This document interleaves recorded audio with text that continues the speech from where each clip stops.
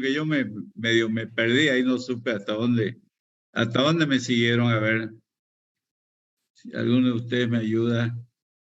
Vimos, ¿no es cierto?, la proyección de bienes de consumo final, la proyección de la demanda de bienes de bienes intermedios.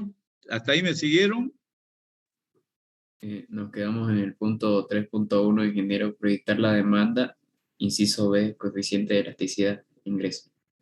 ¿Vieron el punto 2, proyección de la demanda de bienes intermedios? ¿O no?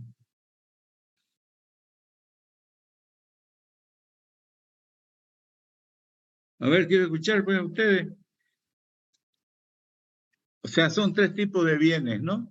La demanda entonces varía dependiendo del tipo de bien, digamos, hay que hacer algunas consideraciones diferentes para cada uno de ellos. Entonces estamos viendo la demanda, cómo se proyecta la demanda para los consumos, para los bienes de consumo final, eso lo vimos, ¿no es cierto? ¿De acuerdo? ¿Estamos de acuerdo? ¿Sí o no? Hola, ¿alguno de ustedes pues, díganme si lo vimos eso o no? Hola. ¿En qué punto está, ingeniero? Disculpe. ¿Ah? ¿En qué punto está, disculpe, en el documento?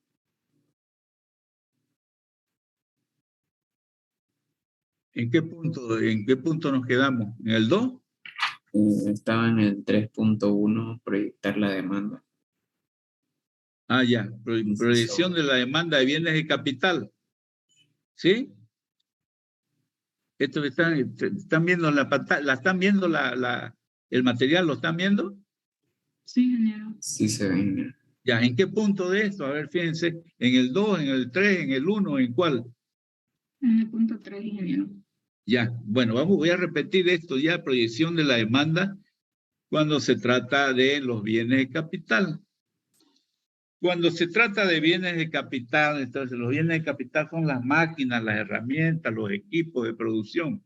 No, hay que ver la vida útil que tienen estos equipos y si están viejos, digamos, si si están cerca de cumplir su vida útil, o son equipos nuevos, o son de uso mediano, ¿no es cierto? Para ver cuál va a ser la necesidad para reponer esas máquinas, esos equipos, ¿no es cierto?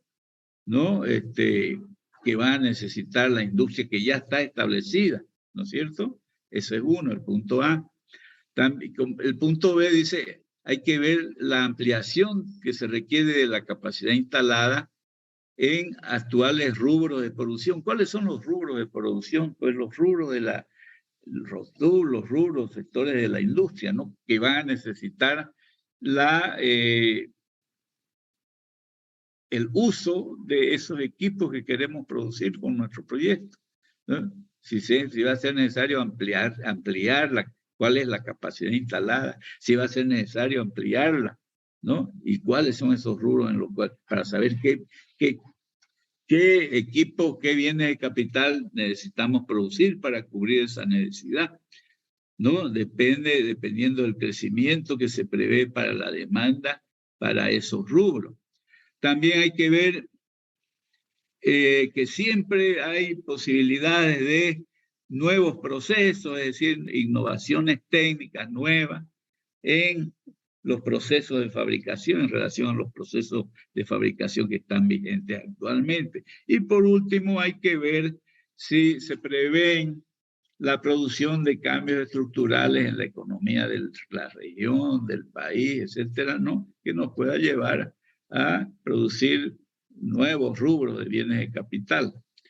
En relación al inciso B, dice que la ampliación de la capacidad instalada en rubros actuales de producción, la demanda podrá ser estimada en base a una relación técnica que existe siempre entre el volumen de producción que se requiere, que queremos alcanzar, digamos que quiere alcanzar la demanda, ¿no es cierto? Y la relación con los bienes de capital necesarios para producir esa cantidad que se requiere de producto, ¿no es cierto? De producto industrial. Por ejemplo, esa relación técnica puede ser, digamos, metros de tela que un telar puede fabricar en una hora o en un turno de trabajo de 8 horas al día, ¿no? Esa es la relación técnica.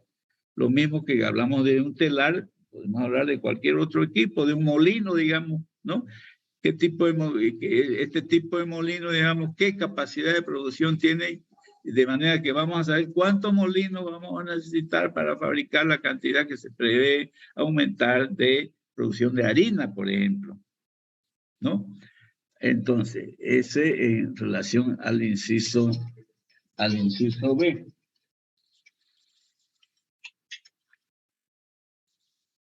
Te llamo en clase ahorita, una media hora te llamo.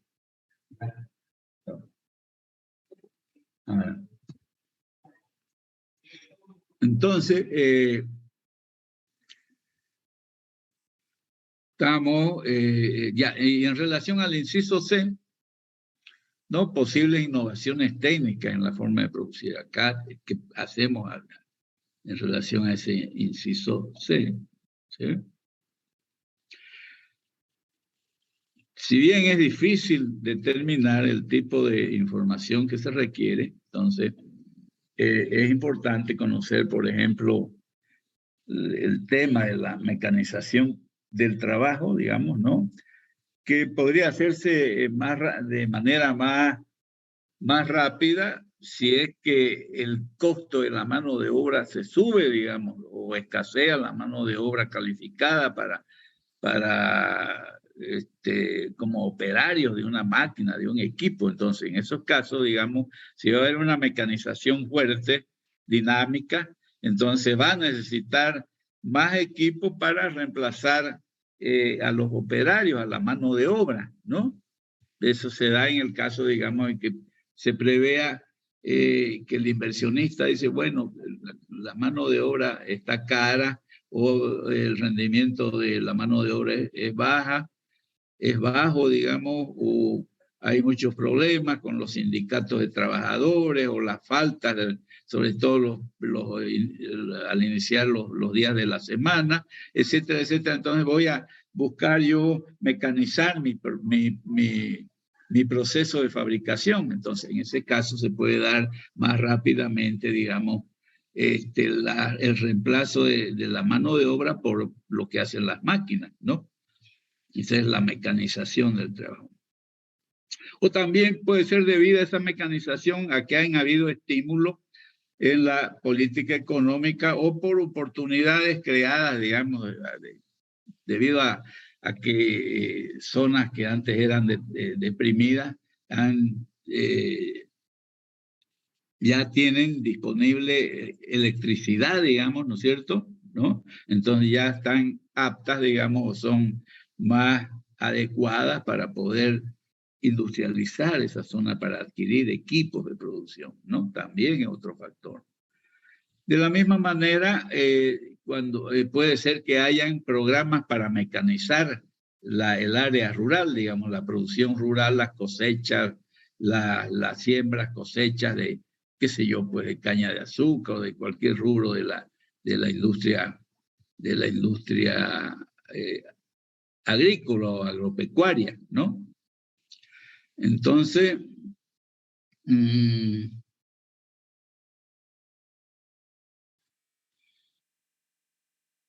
estamos hablando acá de la mecanización agrícola debido a la que se ha electrificado la zona, digamos, ya llega a la CRE, digamos, con energía eléctrica a zonas que antes no tenían esa disponibilidad. Entonces eso genera de por sí un desarrollo, entre ellos el desarrollo industrial, ¿no?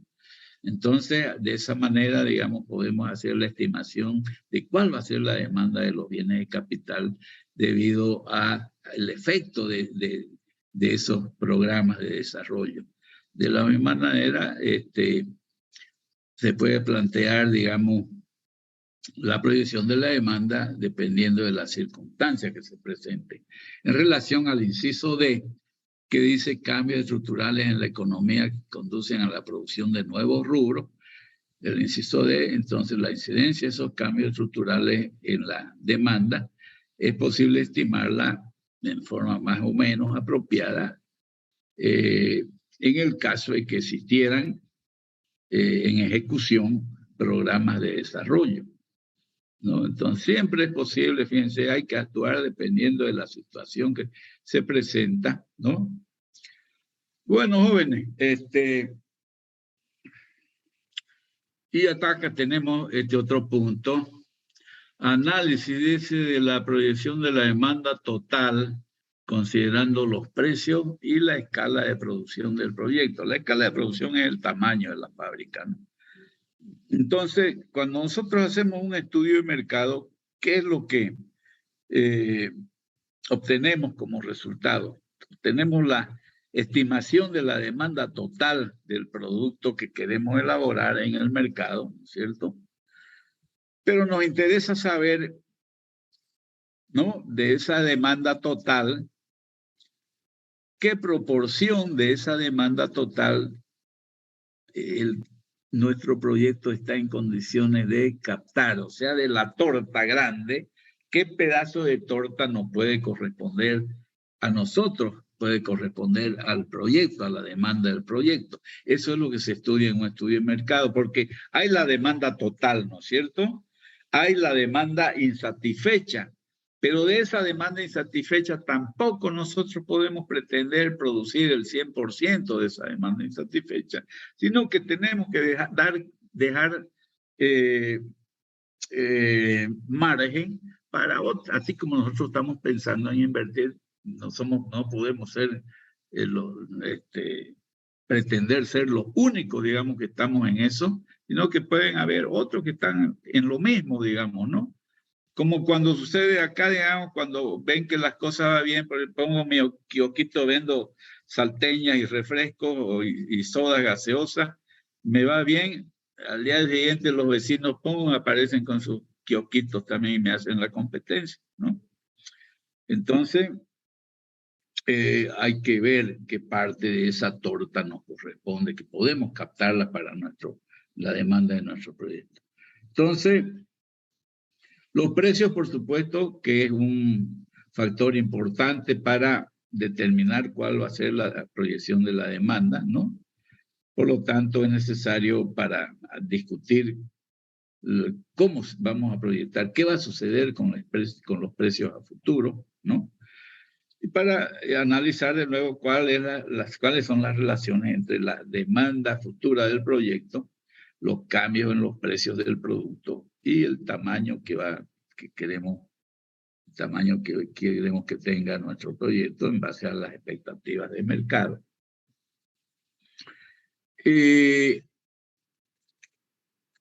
La proyección de los precios los precios en la proyección de la demanda, más bien, ¿no? ¿Qué incidencia tienen los precios para una proyección de la demanda? ¿Cómo no? Pues no, porque el ingreso, ¿no? El ingreso de un proyecto, el ingreso por venta, digamos, por la producción y venta, ¿no? Se determinan en base al precio, por lo tanto es importantísimo. Y también, además de los ingresos, hay los costos, los gastos, ¿no? Para comprar materia prima, para pagar sueldos y salarios a los trabajadores, para pagar el consumo de energía eléctrica, para una serie de cosas, digamos, incluso también para guardar, digamos, la reserva para depreciación. Entonces, hay ingresos, pero también hay gastos, ¿no? Todo eso, y el presupuesto de ingresos y gastos se hace en base al precio de los insumos que va a requerir el proyecto y en base también al precio de los productos que vamos a elaborar. Entonces, se elabora el presupuesto de ingresos y gastos considerando los precios futuros de los insumos y los productos, los cuales deben ser los mismos que han sido considerados al proyectar la demanda.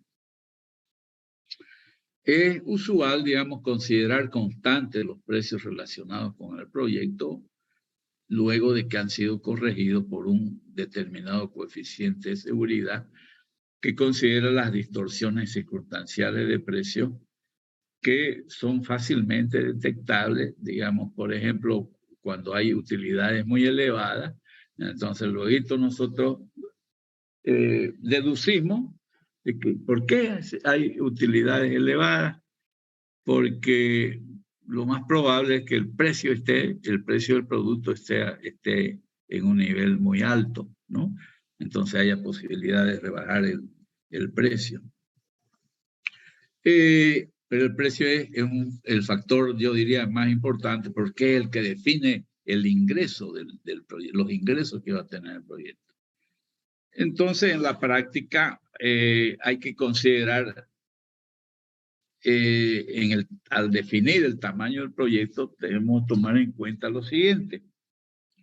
Entonces, el tamaño del proyecto, como hemos visto, se basa en el estudio de mercado, donde en el estudio de mercado determinamos una demanda total del proyecto para el determinado producto o servicio que vamos a fabricar, y de esa demanda total, ¿cuál está cubierta? Y conocer de esa demanda total para el proyecto, esa demanda total, restarle la demanda que está satisfecha, que está cubierta, y conocer, en definitiva, cuál es la demanda insatisfecha. En base a la demanda insatisfecha, nosotros vamos a dimensionar, vamos a decir, vamos a instalar un proyecto de tal escala de producción o del tamaño de nuestro proyecto va a ser tanto, ¿no? Entonces, y se pueden presentar diversas opciones. Si la cantidad demandada es muy chica, muy pequeña, quizás no sea oportuno, no se justifica ni un proyecto, aunque es de tamaño mínimo, digamos, porque ese tamaño mínimo debe satisfacer exigencias económicas como exigencias técnicas. Muchas veces no hay, digamos, el tamaño mínimo económico está por encima de un nivel de producción cuando la demanda en el mercado es sumamente pequeña. En ese caso, ni pensar, digamos, ¿no? Es olvidarse de la idea y dejar las cosas como están. Pero hay casos, digamos, en que la demanda del mercado justifica solamente una planta de tamaño mínimo, ¿no? Si ese es el caso, y nosotros vemos de que ese sector de la industria está caracterizada porque hay reducciones importantes del costo de producción a medida que aumenta el tamaño de la fábrica. Entonces, eso lo vamos a tomar con pinzas, ¿no es cierto? Va a decir, pucha, si que tiene una fábrica de mayor tamaño que el mío va a tener la opción de producir a costos unitarios menores que lo que yo voy a producir, entonces, ¿para qué me voy a meter, digamos, no? Por eso dice, puede que no se justifique una nueva planta en este caso, dado que nuestros costos de producción podrían ser sustancialmente mayores a los costos de nuestros competidores y mayores sobre todo a los precios que están vigentes en el mercado, porque nuestros competidores están en condiciones de producir a un menor costo y por lo menos lanzar al mercado un producto a menor precio que el que nosotros podemos hacerlo.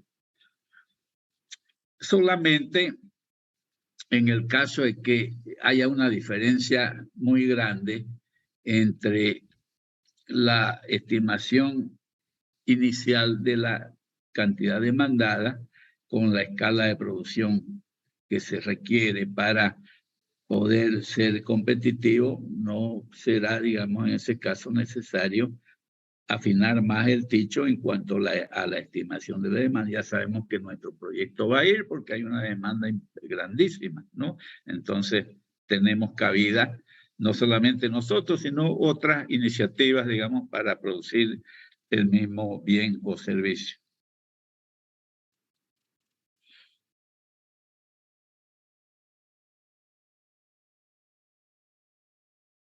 Bueno, entonces son opciones, ¿no? Que hay. Y dice acá el sector público, la incidencia de los precios. Ah, bueno, que en el sector hay Normalmente, digamos, nosotros estamos hablando de proyectos que van a ser encarados por la iniciativa privada, pero hay casos, digamos, en que son proyectos que corresponden al sector público. Por ejemplo, esa fábrica de urea que hay en Bulo Bulo, ¿no es cierto? Mal ubicada, que sea, dicho sea de paso, ¿no? Un fracaso, pues eso, ¿no?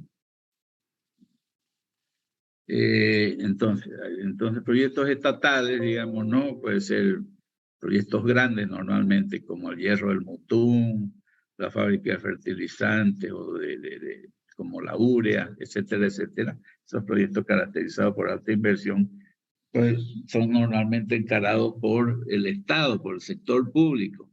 Entonces, en ese caso, la incidencia de los precios, en este caso, digamos, en el proyecto, requiere un tratamiento diferente en caso de acciones que van a ser encaradas por el sector público.